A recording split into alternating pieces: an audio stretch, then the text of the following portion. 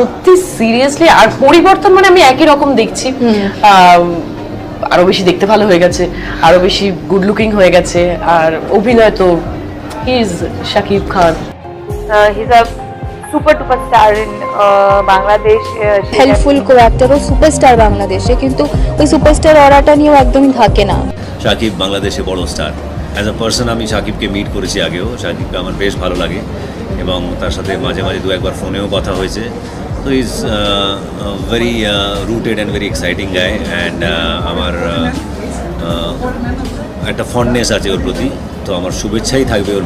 মানে এখন যদি শাকিব খানের সাথে হয় সেটা তো অবশ্যই আমার জন্য অনেক বড় একটা ভাগ্যের ব্যাপার যে মানে বাংলাদেশের সুপারস্টারকে আমার প্রথম সিনেমায় পাবো, তবে এখনো সেরকম মানে কোনো কনফার্মেশন নেই। Specially in out of India ওনার খুব বড় ফ্যান ফলোইং, খুব ভালো।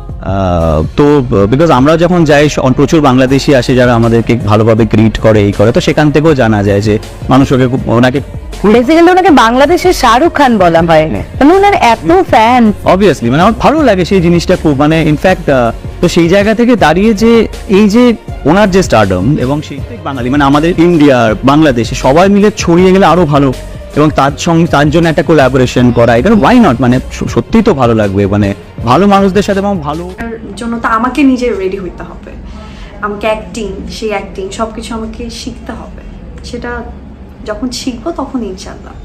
বাট এই মুহূর্তে আমি ফিল্ম নিয়ে ভাবছি না। আমি নিজেই কতগুলা গ্রুপ থেকে কতগুলো পেজ থেকে আমি দেখছি এটা শেয়ার দিচ্ছে যে সাকিব খানের বিপরীতে নাজনীন নাহার নিহা, বাট আমি নিজেও কিছু জানি না এসব ব্যাপারে।